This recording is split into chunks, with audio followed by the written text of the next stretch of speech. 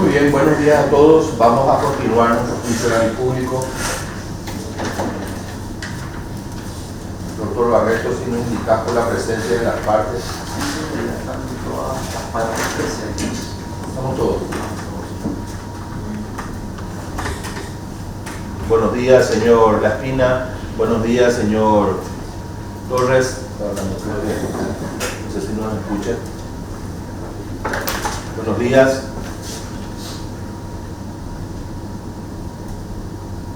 Ahí. Muy buenos días a todos. Bueno, estamos todos presentes, entonces vamos a continuar nuestro juicio oral y público. Corresponde escuchar los alegatos finales, doctora. ¿Están en condiciones? Estoy en condiciones. Bueno, lo que has escuchado. Buenos días, presidente. Buenos días, señores miembros del tribunal. Durante la tramitación de este juicio, no solamente ha quedado probada la existencia del hecho punible de tortura o la teoría sostenida por el Ministerio Público durante la tramitación del juicio, sino que también ha quedado evidenciada una parte de nuestra historia que es demasiado importante resaltar. Esa parte de nuestra historia donde estaba impuesta o reinaba el terrorismo de Estado. Esta no es una causa sencilla de un hecho de tortura, aunque las causas de tortura siempre nos llegan a lo más profundo por el sufrimiento que implica para las víctimas. Este juicio ha demostrado de manera clara, mediante la producción de documentales que son muy importantes, también mediante la declaración de testigos que ante este tribunal refirieron no solamente haber sido víctimas de esa parte terrible de nuestra historia, sino también de haber visto todo lo sufrido por la víctima, por el joven en ese momento Domingo Rolón Centurión. Hemos tenido la declaración del señor Carlos Castro, la señora Eulalia Leguizamón, del señor Constantino Coronel, del señor Francisco Vera, Esteban Cabrera Maíz. Todas estas personas, a pesar de los años transcurridos, acá se ha debatido un hecho ocurrido en el año 1976. Estos testigos que vinieron ante este tribunal, casi 49 años después, nosotros los vimos, los escuchamos y los sentimos, porque es imposible no sentir lo que esas personas vinieron a decir. Y esas personas sentimos el dolor en sus declaraciones. Ahí no hay una posibilidad de que 49 años después estos testigos hayan venido a mentir al tribunal, a mentir sobre esa parte terrorífica de la historia, del terrorismo de Estado reinante en la dictadura estronista, de los cuales, señores, los acusados formaron parte. Acá hemos tenido declaraciones, ha quedado clarísimo que desde el año 1968 hasta la caída de la dictadura estronista, ¿quién era el jefe de investigaciones? Del que manejaba la parte política y afines. El jefe era el temible, el terrorífico, no sé qué calificativo darle, Pastor Coronel. Él era el jefe de todas las divisiones que funcionaban en investigación. Y el encargado de política y afines era Cantero. A cargo de ¿quién era el funcionario de Cantero? Uno de los acusados, funcionario directo, digo, secretario privado de Cantero. El señor Manuel Crescencio Alcaraz. El señor Fortunato Laspina también prestó servicios en investigaciones en ese tiempo. Aunque él se ubicó en el mismo edificio, pero en la parte de arriba, en la parte de personal, el mismo en su indagatoria dijo, sí, cuando hacíamos guardia recibíamos a los presos. Y tenemos que acordarnos de que esos presos eran presos políticos, eran prisioneros políticos. Esos presos no eran personas detenidas por hurto. Eran personas que eran consideradas subversivos, contrarios al gobierno. Y acá uno de los testigos que goza de gran honorabilidad, por sobre todo por el conocimiento que tiene, dijo, los subversivos eran tratados como animales. Y acá en este juicio, ¿qué se probó? Aparte de lo que acabo de referir, se probó también de que la víctima, Domingo, lastimosamente no pudo él relatar al tribunal de manera directa lo que ocurrió, pero sí tenemos demasiado pruebas que nos hablan sobre eso. ¿Quién era Domingo? Domingo era un joven de 20 años. 20 años, señores. 20 años. Es oriundo de Misiones. ¿Y por qué él fue catalogado como prisionero político con ese estándar tan elevado de subversivo? Por la familia de donde él provenía. Su familia entera estaba ligada a las ligas agrarias campesinas de Misiones. Eso quedó probado también acá, con documentales, con declaraciones de testigos. ¿Qué tuvo que hacer la familia? Porque no estamos hablando solamente de Domingo, estamos hablando de su familia, su papá, Juan, su mamá, Martina, sus hermanos Martín, hasta hoy día desaparecidos. Ellos tuvieron que desarraigarse, ellos tuvieron que dejar su valle, su zona, de donde eran, y venir hasta Lambaré. ¿Por qué? Porque ellos ya eran terriblemente perseguidos en su comunidad. Pero esto no bastó, señores, no bastó que ellos hayan salido de ese lugar donde supuestamente operaban como ligas agrarias campesinas. No bastó. Ellos se ubicaron en Lambaré y de igual forma en Lambaré fueron atacados por el Estado. Fueron atacados por funcionarios del Estado. Se probó con las documentales también de que en ese momento su hermano Martín sufre disparos por parte de efectivos policiales y después desaparece. O sea, la familia de Domingo es una familia que fue estigmatizada durante la época astonista como subversivo, pero de gran valor. ¿Por qué necesito decirles esto? ¿Por qué necesito yo resaltar esto? Porque acá también importa cómo Domingo es traído a Paraguay. ¿O por qué Domingo fue detenido en Argentina con documentación falsa? Señores, él tenía que huir de Paraguay para poder sobrevivir. Él es detenido efectivamente en Argentina, fue trasladado hasta una zona llamada Monte 29 en Formosa. ¿Cómo es traído a Paraguay? La forma en la que Domingo es traído a Paraguay es traído de manera clandestina, señores. Él es traído por funcionarios paraguayos en la valijera de un vehículo. Ahí no hubo documentación de ingreso al país, ahí no hubo comunicación a sus familiares de su detención, ahí no hubo ningún tipo de garantías para él al momento de ingresar a Paraguay. Y fue trasladado hasta investigaciones. En investigaciones él es recibido, pero no es registrado. Él pasa directo y es recibido por los acusados, el señor Fortunato Espina, como también el señor Manuel Crescencio Alcaraz. Dudas en relación a si es que corresponde o no la identificación de los acusados en relación a esa porción fáctica, señores, jamás puede existir dudas. Que la víctima en un momento, en uno de los informes, haya dicho un tal Alcaraz, no puede significar dudas nunca a esta altura. Porque recordemos que él presentó la primera denuncia en el 2002 en la Defensoría del Pueblo. En el 2011, con la creación de la Unidad Especializada de Derechos Humanos, la Fiscalía presenta su denuncia en sede fiscal. La evaluación victimológica es del 2011, la imputación, la acusación es del 2017. ¿Cuántos años de proceso es lo que tuvimos? Jamás se puede dudar acerca de la autoría o la individualización de los autores. Por lo menos ese no tiene que ser motivo de duda, porque no existe una sola razón para que hablemos de duda.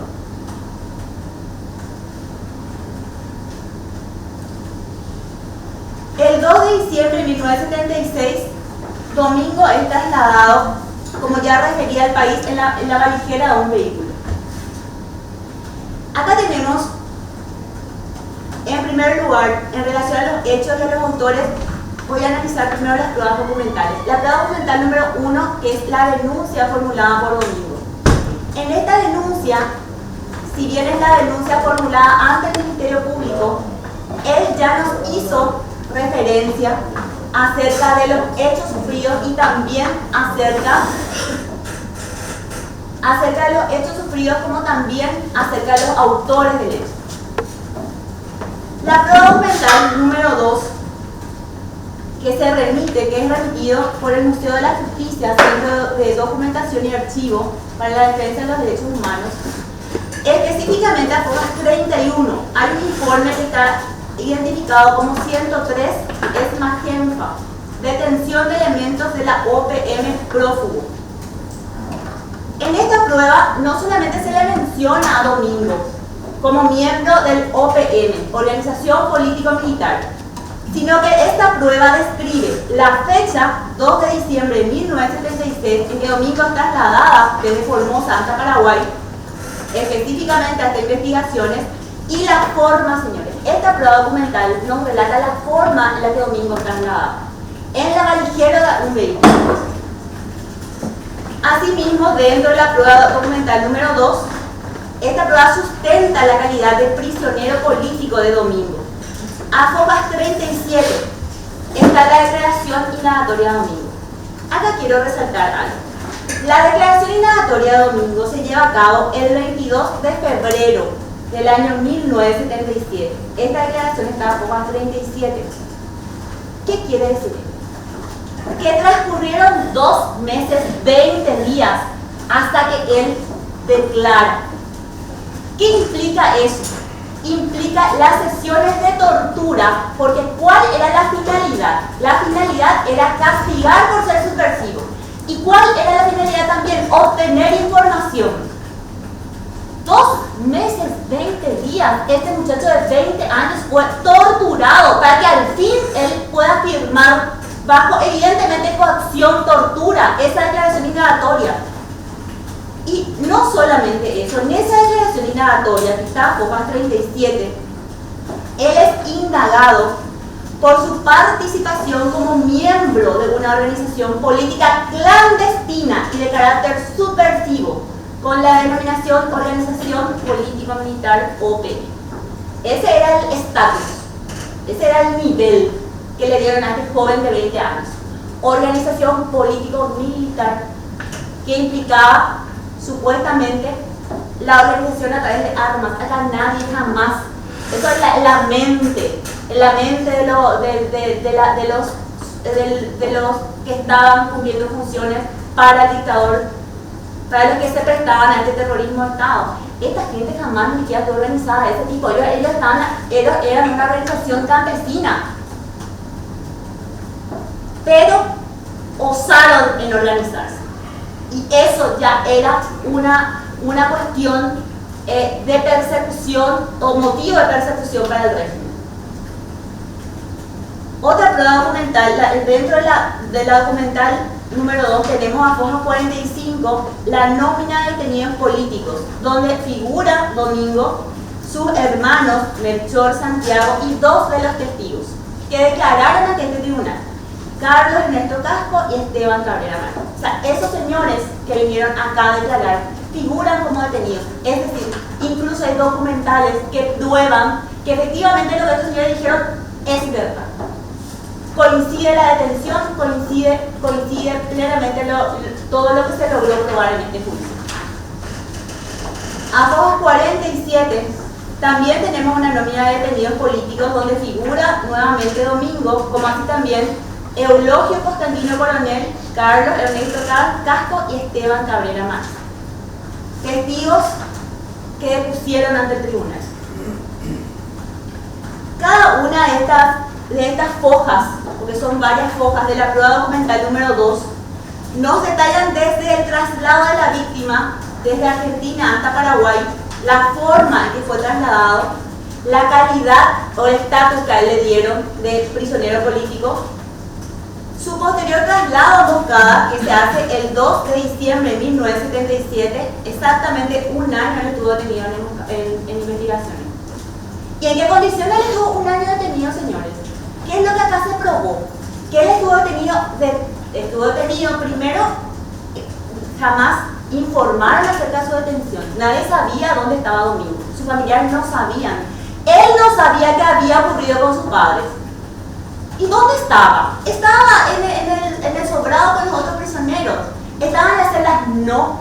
Él estaba detrás de una puerta. ¿Pero por qué estaba detrás de una puerta escondido?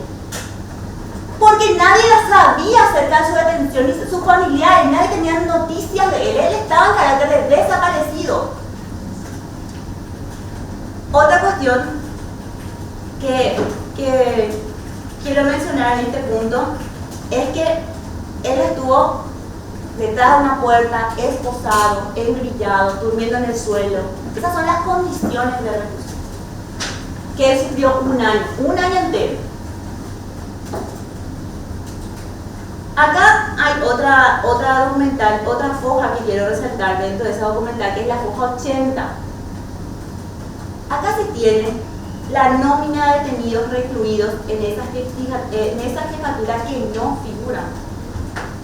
Pero parece contradictorio. Nómina de detenidos en esta jefatura que no figuran. ¿Pero por qué no figuran? ¿Por qué no figura? ¿Por qué no figuraba Domingo acá oficialmente? Porque a él no lo tenían oficialmente detenido. Porque él era una de las personas que también tenía que haber desaparecido. En esa nómina figuran otras personas y después voy a hacer mención de lo que nos refirió uno de los testigos, que por su experiencia, su declaración es demasiado importante, que es la declaración del doctor José Agustín Fernández, porque él nos dijo acá, en esa nómina figuran personas que realmente después desaparecieron. Hasta hoy día no se encontraban los restos de esas personas. Y Domingo estaba en ese listado. Algo que a mí personalmente me llega mucho acerca de esa época de nuestra historia es esto. A foja 32 de la prueba documental número 2 hay un informe de fecha 30 de septiembre del año 1979. Señores, a él le liberaron en el 78 de emboscada. O sea, este informe es de un año y un mes después de su liberación de emboscada. Y si ustedes analizan este informe que está en 32, ahí se detalla lo que Domingo estaba haciendo. O sea que él, a pesar de haber estado un año detenido en investigaciones, estar un año en emboscada, al salir en supuesta libertad, es nuevamente controlado por el Estado. Y esa prueba a foja 32 demuestra eso, porque detalla que él estaba en una reunión y no sé qué historia. Esas, señores, no son condiciones dignas de vida, pero para nadie.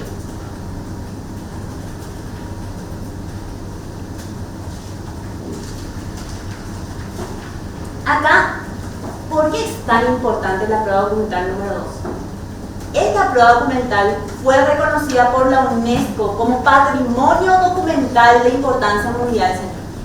No es un informe nada más que nos remitieron, es una prueba documental que fue reconocida como patrimonio documental, como memoria histórica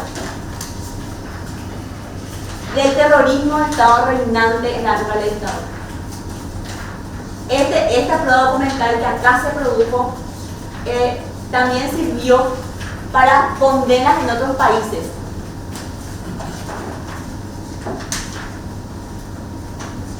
En relación a la prueba documental número 3, que es la remitida por la Defensoría del Pueblo a fojas 93 al 96, ahí tenemos la declaración de Domingo a puño y letra. Domingo refirió y ahí describe las torturas a las que fue sometido y cita a los torturadores, entre los que se encuentran los acusados Eusebio Torres, Lorenzo Laspina y Alcaraz. Esta declaración es del específicamente 4 de enero del 2002. 9 años después, en el 2011, como ya referí, él presenta la denuncia en la Fiscalía. Del 2011, acá la licenciada Rosana Mure vino a declarar porque en 3 sesiones ella le evaluó, 3 sesiones de casi 2 horas, dijo ella. ¿Y qué pasa con la declaración de Domingo? Todas sus declaraciones son congruentes, todas sus declaraciones, a pesar del tiempo, a pesar de todos los años transcurridos, él siempre se mantuvo en relación a los hechos de tortura física sufridos, en relación a las amenazas constantes de que él iba a morir, a las que él fue sometido, las torturas psicológicas, y que toda su familia ya había muerto.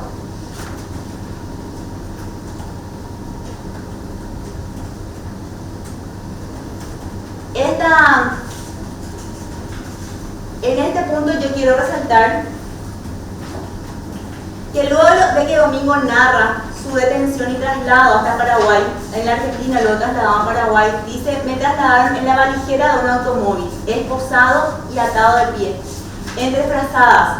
Cuando llegué a Asunción, al Departamento de Investigaciones de la Policía, me volvieron a asegurar en la oficina del entonces jefe de la sección política, a cargo del comisario Alberto Cantero, durante una noche casi completa. Luego me llevaron a un lugar donde perdí mi conocimiento. Desperté frente a Pastor Coronel, Brites Borges y otras personas, donde me pegaron con el Uruguay, con cachiporra por todas partes del cuerpo. Menciona a los acusados Alcaraz y al subcomisario Eusebio Torres y al oficial Lorenzo La Espina. Durante esos tiempos me dijeron que me iban a matar y que toda mi familia ya estaba muerta. Señores, esto es lo que él dijo en esa declaración ante la Defensoría del Pueblo. ¿Por qué es tan creíble que torturadores del nivel de Brites Borges, entre otras personas, que es cierto que no están siendo acá juzgadas, hayan estado durante la detención o la llegada de Domingo a investigaciones? Como referí, por el estatus que a Domingo le dieron, porque él, para esa gente, era una persona importante por la información que Domingo les podía proveer. Él provenía de una familia, como dijo Francisco Vera acá ante este tribunal, porque él era hermano de Martín y toda su familia, como ya mencioné, estaban identificados con las ligas agrarias campesinas. Entonces, por eso es la importancia de su detención y llegada a investigaciones. Y claro, no se duda que él fue sometido a torturas. Eso no, con relación a las torturas psicológicas no hay mucho que discutir, porque tenemos pruebas y declaraciones de los profesionales que concluyeron eso. Con relación a las torturas físicas, acá tuvimos la declaración de Carlos Casco, que dijo que efectivamente vio los rastros de tortura. ¿Cuándo él vio? Él vio en emboscada. Y esa declaración se condice con la prueba documental número 5, que es la evaluación victimológica, donde Domingo se explaya acerca de lo que también ocurrió en emboscada y le menciona al doctor Casco. Ese doctor Casco que él menciona es Carlos Casco, que declaró ante ustedes. Los rastros también fueron vistos por la licenciada. A pesar de los años, él tenía rastros de esas torturas vividas en investigación.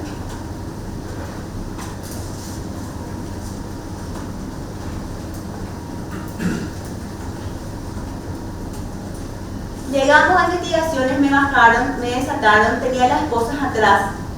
Entré por la Guardia Central, no me registraron. Ahí me quitaron todas mis pertenencias, me engrillaron. Luego me metieron en la oficina de Alberto Cantero, brazo derecha del Pastor Coronel. Ahí me torturó el inspector Alcaraz, también Lorenzo La Espina. Aquí todos querían sacar tajadas para su ascenso. Sacaban información y se les ascendía. Me pegaban con cachiporra de Uruguay, a uno grueso le llamaban Constitución Nacional, a otro más fino Disciplina, y a otro que tenía alambrillo en la punta, tira lengua. Me daban patadas, trompadas. En investigaciones estuve un año sentado y engrillado. Las torturas eran una vez por semana. Era con la intención de que firmara la supuesta declaración que ellos hicieron. Y acá vuelvo a presentar, señores. Esta declaración que él firmó, la firmó 2 meses, 20 días después de su detención. Entonces, ¿qué nosotros podemos concluir? De que ese hecho, ese acto de tortura no fue solamente a su llegada, que él fue torturado ya con látigos, con patadas con sesiones de pileteada, porque él dice, me llevaron a un lugar y me desvanecí al hablar de las pileteadas. Y eso uno de los acusados refirió, que efectivamente la pileta no estaba en el edificio de investigaciones, señores, esa pileta no estaba ahí. Esa pileta estaba a media cuadra. Entonces por eso que la víctima dice, me llevaron, me desvanecí. Porque las sesiones de pileteada no se llevaban a cabo en ese lugar. También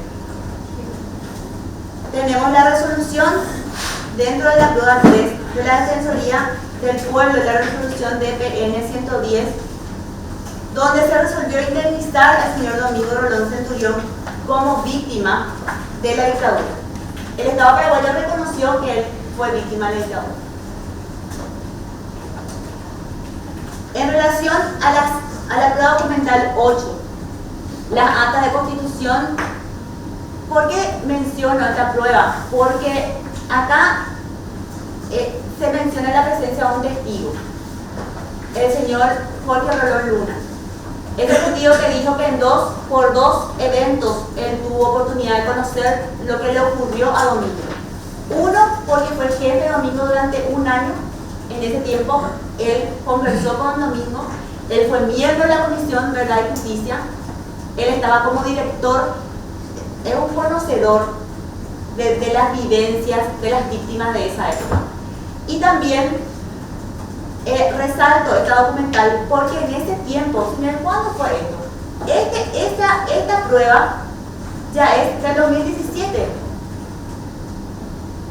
Y como dije, el hecho ocurrió en el 76 y la víctima se mantiene en el tiempo, en lo que él dijo, en lo que él sufrió y quiénes fueron sus agresores. Acá el tribunal le preguntó, ¿y ustedes le conocen a Domingo, a los acusados? No. Acá no había ninguna intención para decir eran nuevos enemigos anteriormente, por eso Domingo se empecinó con los acusados. Acá no hay nada de eso, señor. Acá lo que había para Domingo era la sola intención, ni siquiera una indemnización porque ya fue indemnizado, era la sola intención de justicia. Era eso lo que Domingo buscaba con la denuncia formulada. Tenemos dos pruebas documentales muy importantes que nos hablan acerca de las consecuencias terribles de las torturas sufridas por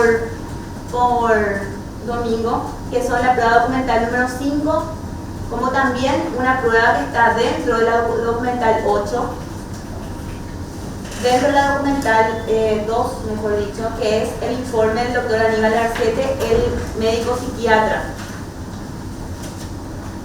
El doctor Garcete concluye estrés postraumático, trastorno psicoorgánico de la personalidad, daños severos en rendimiento académico, laboral, familiar, social, afectaciones psicosomáticas.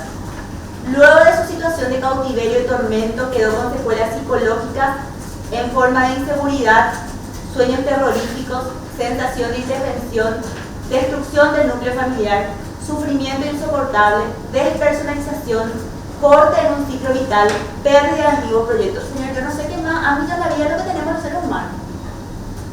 En este informe, el psiquiatra describe acerca de las consecuencias de los hechos de tortura al cual fue sometido Domingo. Y describe en qué ámbito, qué aspectos de su vida influyó en todos los aspectos de su vida. De manera negativa, evidentemente. Esta situación destruyó parte importante de la vida de Domingo, dejándole secuelas que incluso la licenciada, que después voy a resaltar, dijo, transcurrieron 35 años desde el hecho y de igual forma se notaba las consecuencias de los hechos de tortura que él había sufrido. ¿Qué documental es, doctora? Este es el informe del doctor Aníbal Garcete. Específicamente está dentro de la documental número 3, a foja 117.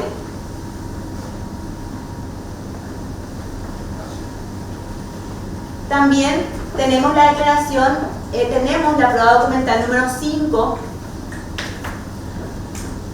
que es el informe psicológico victimológico. La licenciada vino a explicar acá su informe.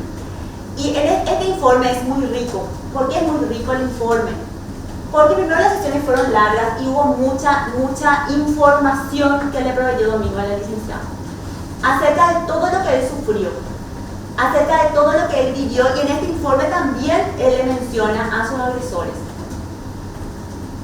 Hay una cuestión que yo quiero mencionar acerca de lo que dijeron los tres testigos que declararon acá, Eulalio Constantino Coronel, Esteban Cabrera Maíz y también el señor Francisco Vera. Dijo que los días, porque ellos fueron también detenidos en investigaciones, que cuando uno está prisionero y está prisionero en esas condiciones, uno ya no sabe ni qué fecha es lo que es, ni qué día es lo que es. Uno ya no tiene noción de los tiempos. Entonces, ¿qué pasa con relación al 2 de diciembre? ¿Cómo es que la víctima recuerda el 2 de diciembre como una fecha exacta? Que muchas veces, porque fue el día en que él llegó. Entonces, el día en que él llegó, él sabía qué fecha era. Entonces, él recuerda exactamente esa fecha, pero después ya habla de los hechos de tortura de manera sistemática a las que fue sometido. Y ahí es donde entra el acusado Eusebio Torres. Como agresor, a lo mejor lo que quedó probado que el 2 de diciembre, en su llegada, él no estaba.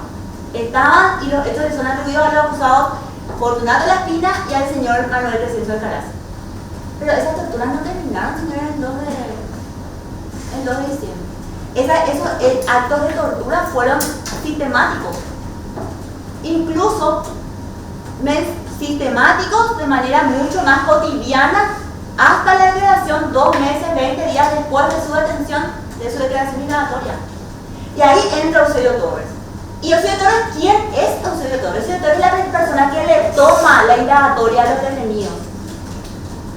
Y eso incluso fue manifestado por uno de los acusados. Volviendo a la prueba documental número 5 en relación a la conclusión, dice la licenciada: de acuerdo a los instrumentos utilizados durante la evaluación se distinguen secuelas psicológicas, secuelas físicas, sociofamiliar en el evaluado, que guardan relación con los padecimientos de tortura referidos durante la detención, que afectaban áreas importantes de su personalidad. O sea que acá no solamente tenemos la prueba documental, un informe de un psiquiatra, tenemos también una evaluación victimológica realizada por una licenciada, la licenciada Rosana. Señores, estas pruebas documentales no es solamente que se sustentan entre ellas, sino que otra cuestión que sustente la validez y riqueza probatoria ante juicio son las declaraciones testificales. Y ahora voy a pasar a hablar sobre estas declaraciones. Tuvimos la declaración del doctor Jorge Rolón Luna. Él expresó que tomó conocimiento de los hechos a través de diferentes fuentes, dijo él. Fue miembro de la Comisión Verdad y Justicia y como comisionado tuvo contacto directo con las víctimas, entre los que se encontraba Domingo Rolón. Además, fue jefe de Domingo por un año, donde personalmente Domingo le narró los hechos de tortura físicas y psíquicas de la que fue víctima. Asimismo, acompañó una diligencia realizada por el Ministerio Público donde escuchó el testimonio de Domingo que involucra a los señores Alcaraz, La Espina y Torres, miembros de la policía de la época de la dictadura. Domingo le refirió sobre el secuestro de la llegada al departamento de investigaciones, incluso recordó que Domingo escuchó el nombre de La Espina, quien era conocido torturador por hacer comercio de excremento a la víctima, especialidades de los torturadores. Llega a investigaciones, no sabía lo que le esperaba. Recuerda a Fortunato La Espina y luego le inflige tortura a Eusebio Torres con golpes y habló de las condiciones de encierro y también de que esta situación frustró el proyecto de vida de Domingo. Acá una cosa importante que yo quiero resaltar de esta declaración también es que cuando se le pregunta al testigo si él le conocía a los acusados, él habló, específicamente habló de que sí le conocía por referencia a Fortunato de la Peña o Silvio Torres. ¿Pero referencia de qué? Referencia de él, un miembro de la Comisión de Verdad y Justicia que obtuvo información directa de las víctimas de la dictadura que también se indicaron a estas personas como torturadores. Si bien esa referencia por lo menos no recordaba de Manuel Crescencio Alcaraz, él sí recordó posteriormente de que Domingo también había hablado de Alcaraz como uno de sus torturadores. La declaración de la señora Eulalia Leguizamón, ¿por qué voy a resaltar esta declaración? Esta declaración para mí personalmente es muy reveladora, porque ella nos habló que su familia era oriunda de Quindío, ellos también, su familia estaba vinculada o relacionada con las ligas agrarias campesinas. Ellos también tuvieron que salir de su casa, de su zona, de su valle, de su ciudad y trasladarse hasta Luque. Señores, ¿qué ocurrió en Luque? La señora está totalmente afectada, nos dijo. Allanaron nuestra casa en Luque. Ella era una adolescente, ella tenía 15 años. Allanaron su casa en Luque y le llevaron detenido a su hermano, a Juan Leguizamón. Pero ¿qué ocurrió en ese lugar? En ese lugar ella fue agredida.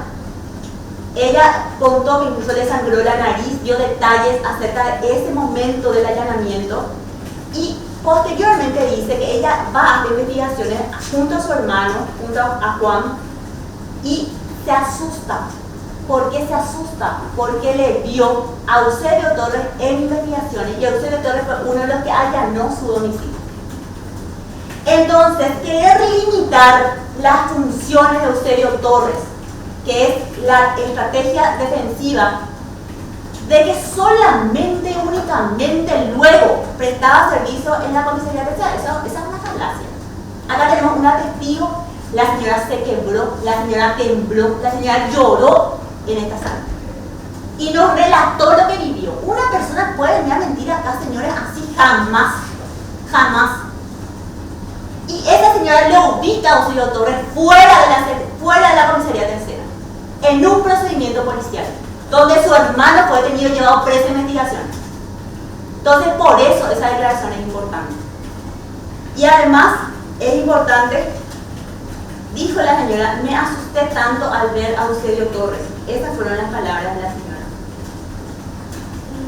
No solamente la señora relató su tragedia familiar, sino que también habló de que Domingo, ella sabe de Domingo, no personalmente, pero ella sabe de Domingo del tiempo que él estuvo detenido en emboscada, porque su hermano también estuvo detenido en emboscada.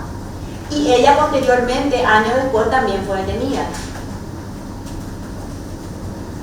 Acá tuvimos la declaración de una persona que estuvo detenida al mismo tiempo, para que podamos hablar de testigos que tienen que ver con las agresiones físicas, las secuelas físicas de la tortura. Y algo que a mí me parece importante, uno de los miembros del tribunal preguntó fue en varias ocasiones, estas torturas eran, no fue pública la palabra que utilizó, pero sí eran realizadas frente a muchas personas. Los hechos de tortura claramente no se realizan en público. Los agresores son muchos, los agresores son varios, la víctima en todos los casos de tortura es una. Los agresores sí son muchos. No se hacen público. No se cometen en público este tipo de hechos. Por eso es que es difícil tener un testigo que decir yo vi el momento exacto que fulano le pegó a Mengano. Porque estos hechos no son cometidos de esa forma. ¿Qué dijo Carlos Casco? Dijo conocer a los 3 acusados del tiempo de su detención en investigación de delitos. Desde el mes de abril él estuvo detenido, de 1976, y luego fue trasladado a emboscada. En una oficina estaba Alcaraz, secundado por la Espina.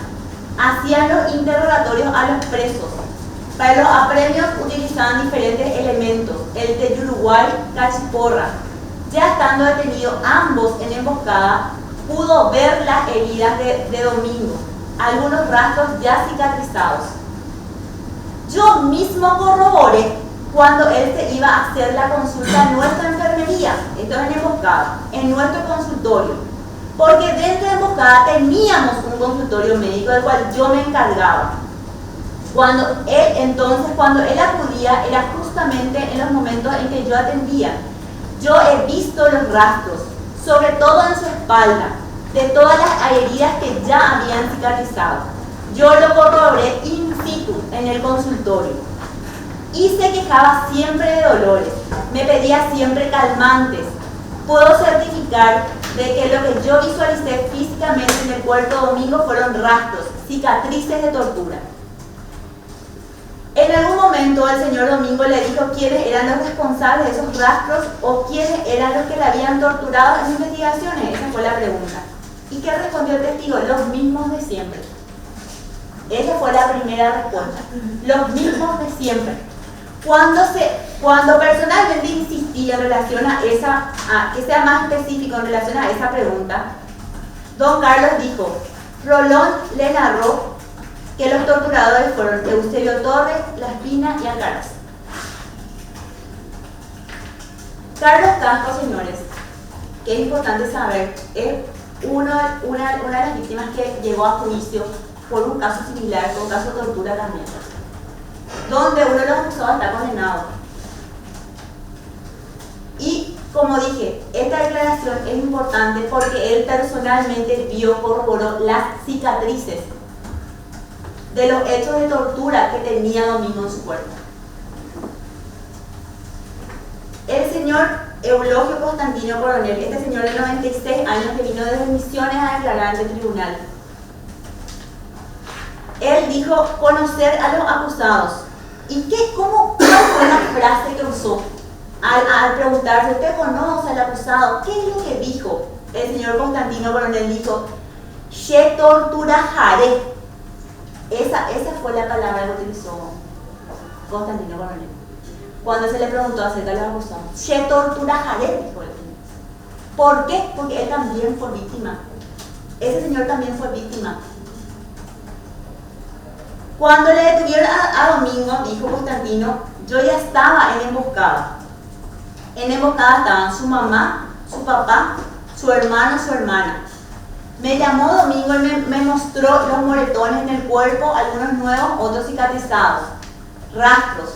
A su mamá y a su papá también. Algunos estaban cicatrizados y otros eran nuevos. Estas marcas te muestro para que sepas también, ahí dijo que la tortura era difícil.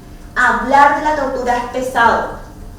El último que le hizo fue Eusebio Torres, La Espina y Manuel Alcaraz. Eso fue de la boca de Domingo Rolón. Él dijo, el día y la fecha cuando uno está preso es difícil saber, dijo Constantino.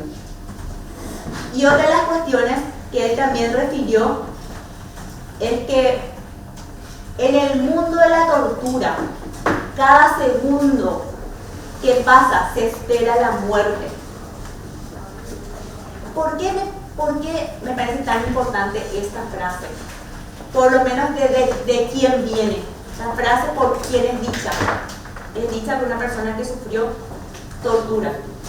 En el mundo de la tortura, cada segundo que pasa se espera la muerte. Señores, ¿qué más traumático puede haber que esperar o estar ansioso o estar pendiente de que dentro de media hora puede venir alguien que puede llevar y matar?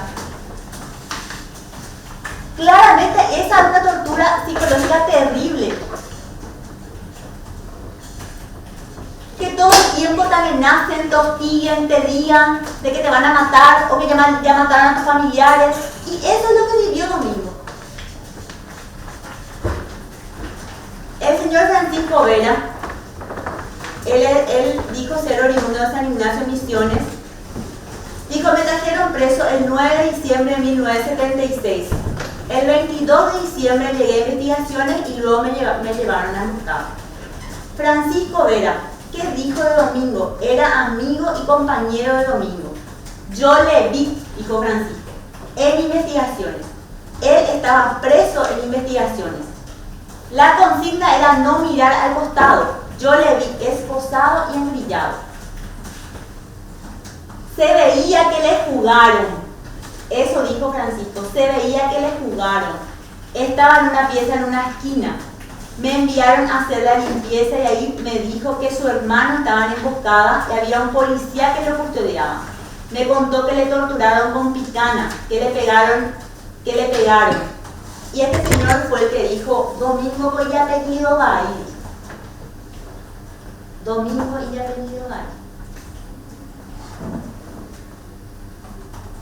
Cuando se le pregunta acerca de quiénes fueron los torturadores, dijo, se sabía quiénes eran ellos. Y mencionó Torres, Las Pinas y Alcalá. Estaban todos en investigaciones. Hacían competencia quién torturaba mejor, se burlaban de las víctimas. Los policías hablaban y comentaban cómo torturaban. Yo estuve primero en el sobrado y después el cocinero me dijo que necesitaba a alguien que le ayude. Y un policía me dijo que si le conocía a Domingo, que era de mi valle, y yo no le dije nada porque iba a ir a aporte. A Domingo le daban comida soorné. Cuando yo le pregunto y él narra que estuvo como ayudante de cocina, yo le pregunto, ¿cómo lo que era la comida? Y él explica que la comida era inembá, era comida podrida. Incluso trataban de justificar, porque en el pueblo era de la época. Entonces, inembá la soor. Ese era el trato que recibía Domingo, que recibían las otras personas detenidas ahí en investigación.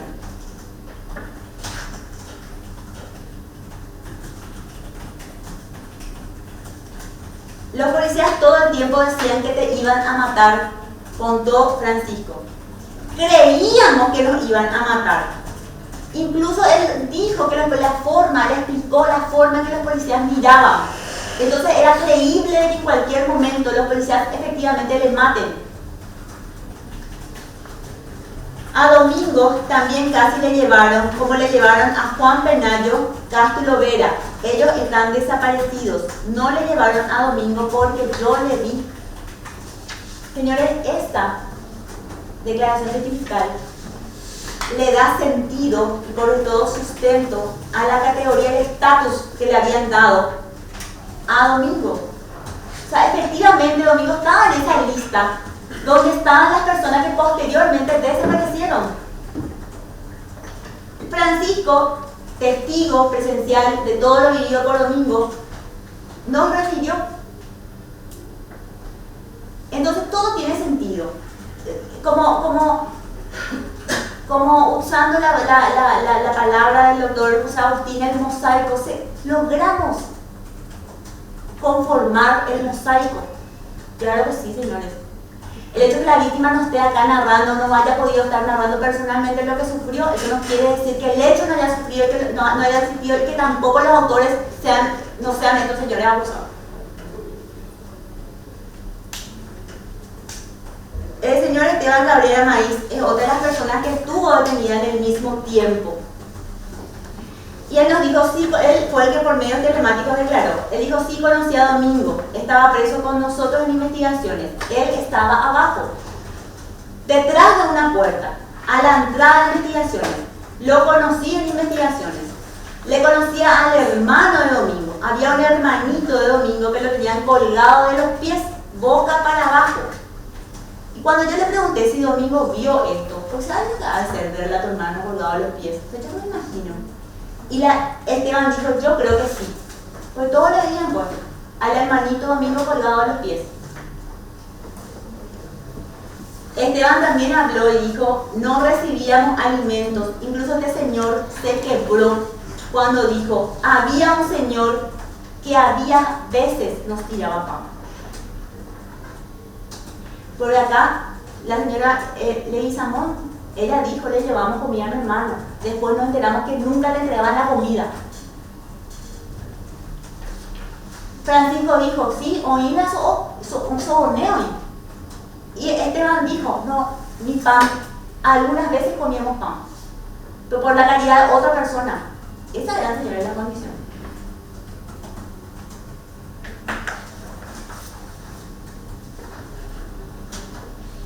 Entonces, estas declaraciones nos permiten concluir las condiciones en las que Domingo estuvo detenido.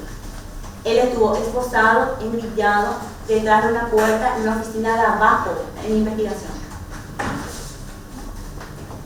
En el suelo, no le daban alimentos. Esas eran las condiciones de detención de Domingo.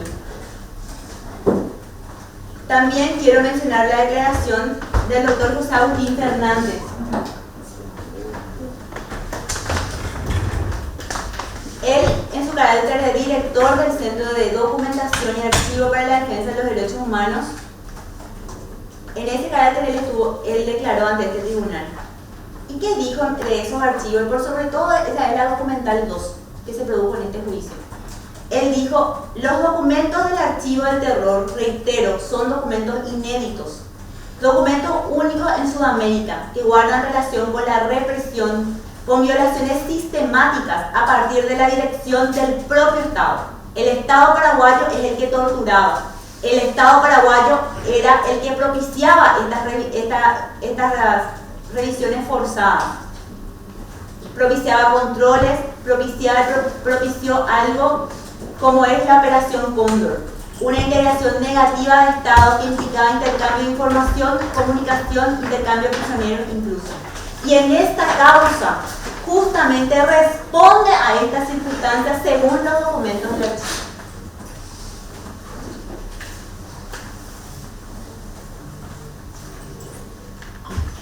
Reitero, Domingo estaba calificado como un preso político, y los presos políticos, por las características de los documentos que tenemos, eran los más perseguidos, los más torturados, los más controlados. En fin, eran tratados básicamente como animales. Le presentan a Domingo en primer lugar como un detenido político, en segundo lugar está remarcada la forma en que él es traído, la forma en que hicieron una especie de trueque dentro del operativo Cóndor. La calificación subversiva en esa época era una calificación que representaba una delgada línea entre la vida y la muerte. Tenían que ser torturados porque había que obtener información de quienes formaban parte teóricamente de la organización, y eso lo hacían.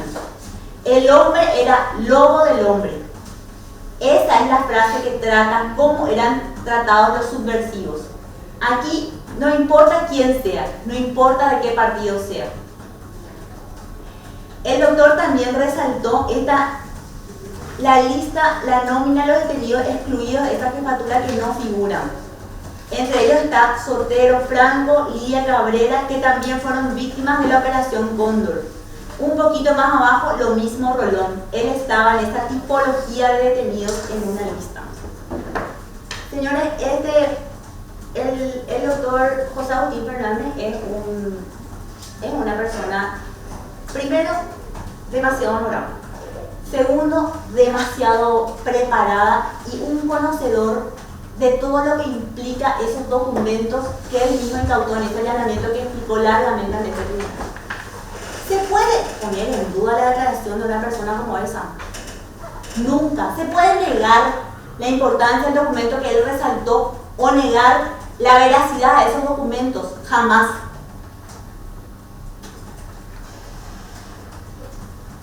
También tuvimos la declaración del doctor Aníbal Arcete, que como mencioné, esta declaración, también hay un informe que ya mencioné dentro de las pruebas documentales, y el doctor Aníbal Arcete dijo, cuando yo le pregunté, ¿qué es lo que es estrés postraumático?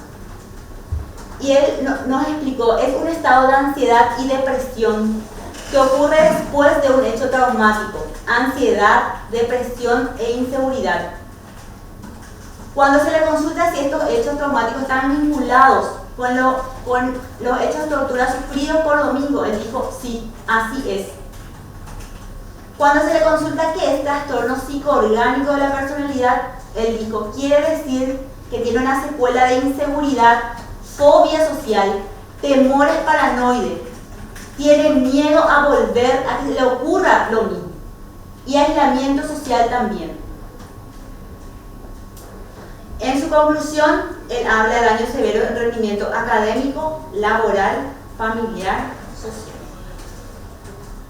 Con relación a las afectaciones psicosomáticas, la víctima de tortura tiene una consecuencia. Estas afectaciones son las que él mencionó en su informe, son gastritis, impaciencia, nerviosismo.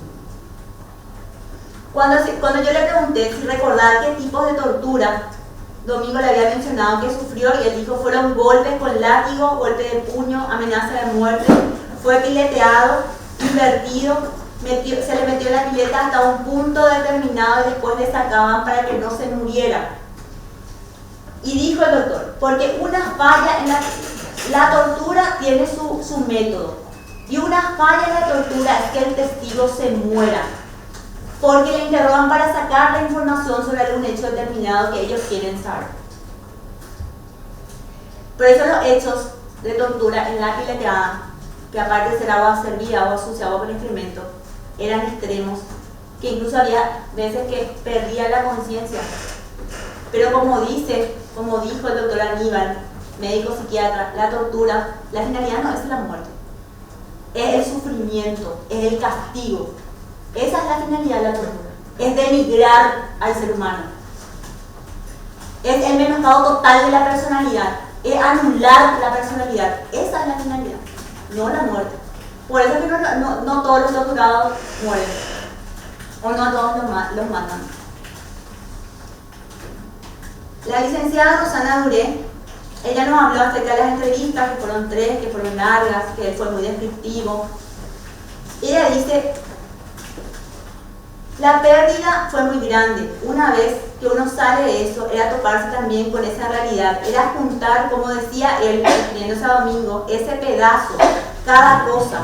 O sea, todo lo que le quitaron, tanto en lo familiar, porque no tenía nada, ni familia, su padre, su hermano, trabajo. Y después lo que era para él, la parte física, las consecuencias que él vivió y lo emocional también. Yo creo que lo acompañó hasta el tiempo en el que se realizó la entrevista, señores, que fue 35 años después del hecho.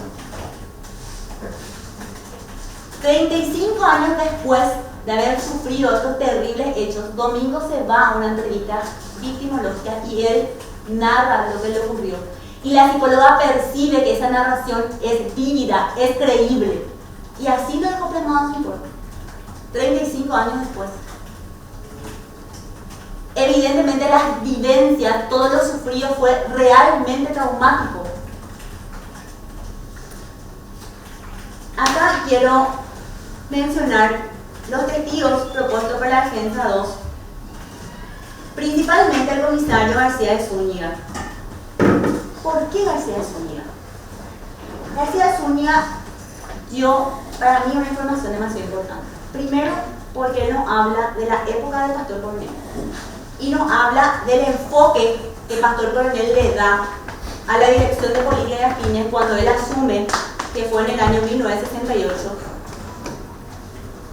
hasta, recordemos que esto fue hasta que cayó Stroessner.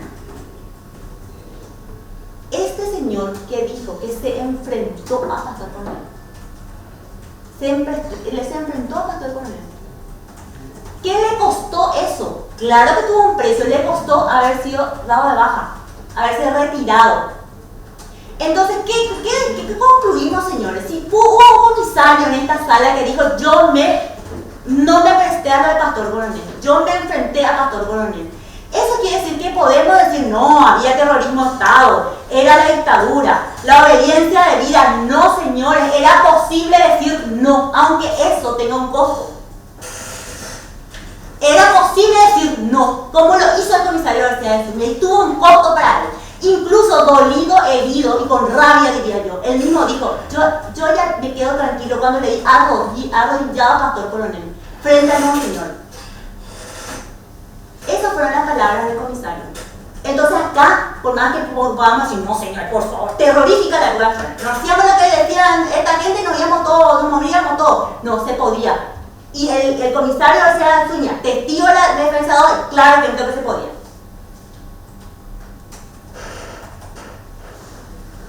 Ahora voy a entrar brevemente al tema de las indagatorias. Si bien ellos no estaban obligados a decir verdad, acá hay datos que son muy importantes porque sostienen toda la teoría táctica del Ministerio Público. Y acá el señor, primeramente Manuel Tresito Alcaraz, él dio 2 declaraciones y se contradijo en ambos. En una primera vez él no vio lo nuevo. No había nuevo detenido, él no sabe porque él no estaba, En la segunda aclaración ya fue más claro y dijo que sí había detenidos. Que sí había detenidos en los pasillos, había arriba, en las celdas de arriba. También él dijo de que conocía a Eusebio Torres y que también conocía a Fortunato La Espina. Ingresó a la policía y me dijeron que se iba a encargar de redactar los informes. Por lo general recibía a la guardia, recibía a los detenidos. Luego me pasaban a mí para hacer el proceso, tomar los datos personales, los datos morfológicos y la impresión digital. Esa era la función del señor Manuel Crescencio Alcaraz. Y coincide con lo que dijo la víctima, coincide con las documentaciones que nosotros y coinciden. En esos documentos no está el nombre de Crescencio, pero está lo que se hacía. Y la declaración de la propia indagatoria sustenta, las documentales sustentan la declaración de los testigos y lo que había manifestado la víctima. Otra declaración que quiero mencionar es la del señor Fortunato Lorenzo La Espina. Él lo habló acerca de su función, que estaba arriba, que él no tenía los tiempos, porque él era encargado de la parte personal. Pero cuando la defensa le pregunta si en algún momento él tenía contacto con los detenidos, dijo sí, cuando estaba de guardia. Cuando estaba de guardia, tenía contacto con los detenidos, se encargaba de tomarle los datos a los detenidos. O sea que no es que había sido la función solamente y exclusivamente se encargaba de la planilla de los descuentos o la presencia o no, también tenía contacto con los detenidos.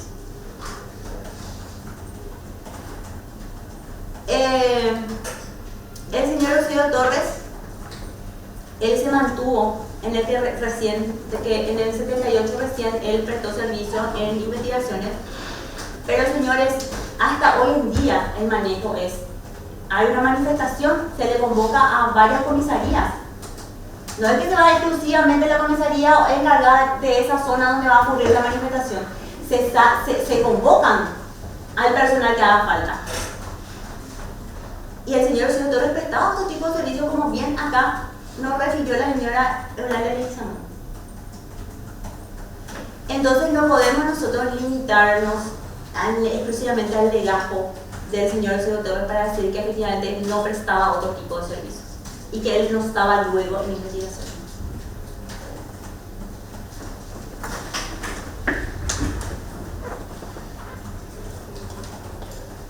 Para no extenderme más, yo considero de que conforme a todo lo que se produjo en este juicio, está aprobada la existencia del hecho punible de tortura, está aprobada los puntos o las conductas que son atribuidas a los acusados. Acá la conducta de los señores Eusebio Torres, Fortunato La Espina y Manuel Crescencio Alcaraz se subsume lo que establece el artículo 309, inciso primero, inciso segundo, inciso tercero, numeral 1 de la ley 1160/97 y sus modificaciones por la ley 4614/12, que sanciona el hecho punible de tortura. La calidad que se le atribuye a los acusados es la calidad de autor directo conforme al artículo 29, inciso primero, ambos del Código Penal. Acá tenemos que resaltar que la calidad especial del autor, los tres eran efectivos policiales, los tres estaban en posición de autoridad ante una persona detenida y ante un prisionero como lo era Domingo.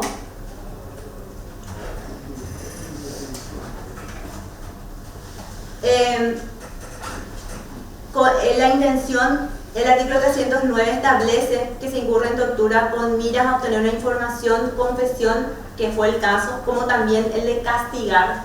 También era la intención castigar por ser subversivos, intimidar, humillar, que se aplique a otra persona métodos tendientes a anular, disminuir la capacidad de decisión o su personalidad. Esto sí se dio.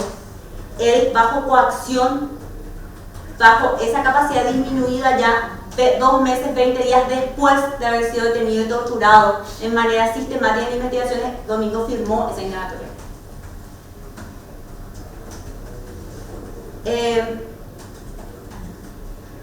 También tenemos que hablar del sujeto activo que ya mencioné, que la conducta es típica, se dan todos los presupuestos, también se da la tipicidad subjetiva, acá evidentemente existe dolo, intención de cometer el hecho. Es más, acá existe no solamente la intención de obtener información y castigar, sino también la posibilidad de obtener algún beneficio por ser un torturador reconocido o de gran crueldad, que era lo que en esa época evidentemente se tenía muy en cuenta. Antes de avanzar, porque realmente me parece importante y se me pasó, señores, una cosita más con relación a las pruebas. Acá hay una documental que leyó la defensa 3.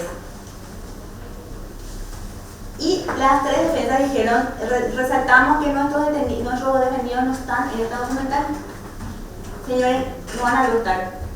Porque esta documental que se leyó, esta del 1 de diciembre de 1976, va dirigida al señor director de Vigilancia y Delitos. Vigilancia y Delitos. ¿Nosotros dónde estamos? En la Dirección de Política y Afines. O sea, este documento no tiene nada que ver luego. Entonces no van a figurar luego los acusados porque ellos no estaban en esta dirección de vigilancia y delitos. Ellos estaban en política y afines. Entonces, evidentemente esta documental no puede ser utilizada como para argumentar de que tampoco estaban los acusados en ese tiempo. Bueno, continúo. Acá tenemos que la conducta es típica, ya dije en que se subsume. La conducta es antijurídica, en los hechos de tortura no existe jamás causal de justificación. No podemos hablar del principio de obediencia debida, no podemos hablar de ese tipo de cuestiones. Esto se sigue el lineamiento del derecho internacional en materia de derechos humanos, el Estatuto de Roma, la Corte Interamericana de Derechos Humanos, por lo que en los casos de tortura la antijuridicidad se presenta en su máxima expresión.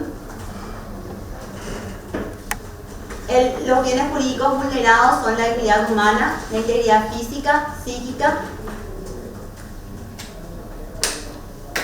La conducta es reprochable. Acá tenemos que los acusados podían actuar conforme a derecho, así no lo hicieron. Tenemos que los 3 acusados eran funcionarios públicos, tenían plena capacidad de comprensión, también tenían formación, tenían conocimiento de la ilicitud de la conducta, eran funcionarios que estaban entrenados, eran funcionarios formados, tenían dominio sobre el hecho, tenían control de la situación, control sobre el detenido, control sobre la víctima, y se actuó acá con una finalidad específica, por lo que se evidencia el dolo directo con la clara conciencia del daño causado. En relación, la conducta entonces es típica, antijurídica, reprochable y por sobre todo consecuentemente punible.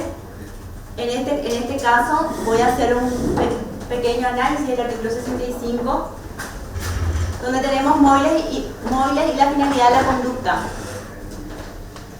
Las torturas recibidas por la víctima estuvieron destinadas como consecuencia de castigos que le eran impuestos y al mismo tiempo la intención de obtener información. Era de denigrarlo como persona, era de disminuirlo física y mentalmente, por lo que es un agravante. En cuanto a la forma de realización y los medios empleados, los acusados utilizaron fuerza para aplicarle golpes en los cuerpos, las pileteadas, de malas patadas, y así lograr su objetivo. Los acusados Eusebio Torres, Fortunato Las Piñas, Manuel Crescencio Caras tenían conocimiento, es un agravante. En cuanto a la intensidad de la energía criminal, se considera también un agravante, dado que los hechos de tortura no fueron aislados, estos fueron sistemáticos.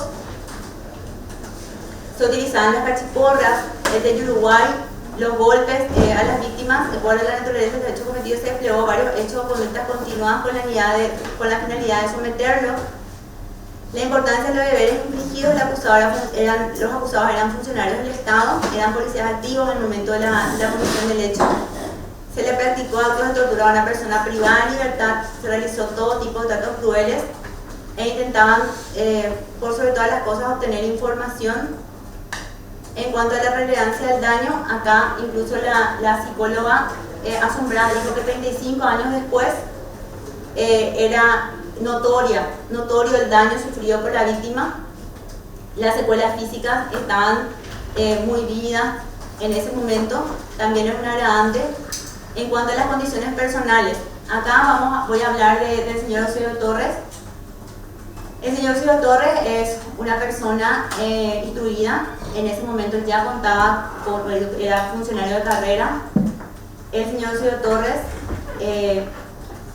cuenta con otra condena.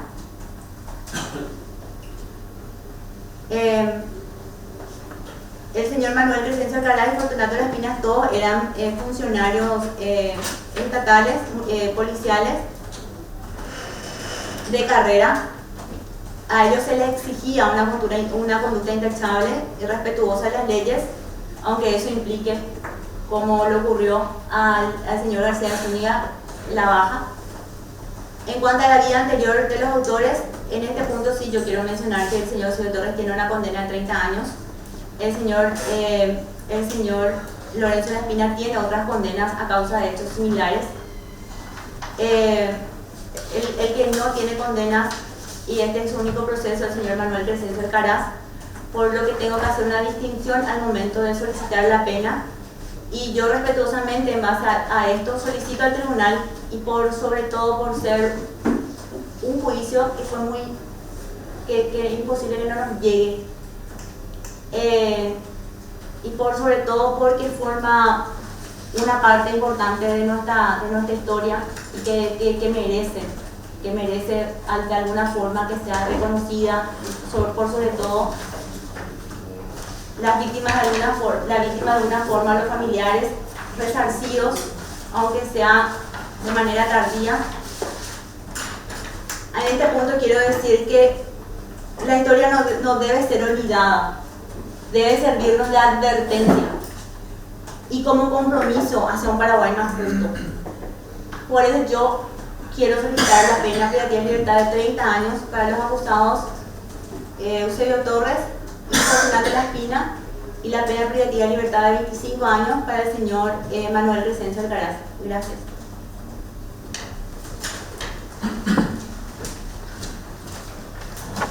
Muy bien, muchas gracias, doctora.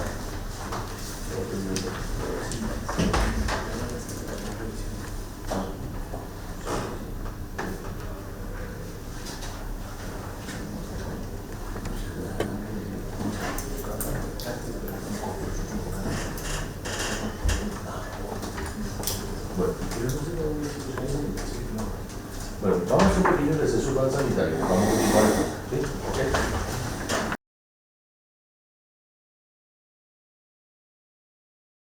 Aquí nomás el día de hoy tenemos dos juicios más que tenemos que llevar a cabo. Alcides Fabián Ríos, a las 11, y a las 13 horas tenemos Jorge Espínola, que se está acercando fin de año y tenemos que ir cerrando y avanzando también el proceso. Les comunico yo esto porque el doctor ya se encuentra en otra revisión y tenemos realmente una agenda bastante ajetreada, ¿verdad? Y como es de carácter administrativo, nomás ya ordenamos la suspensión a través de la presidencia y la continuidad para el día martes 16.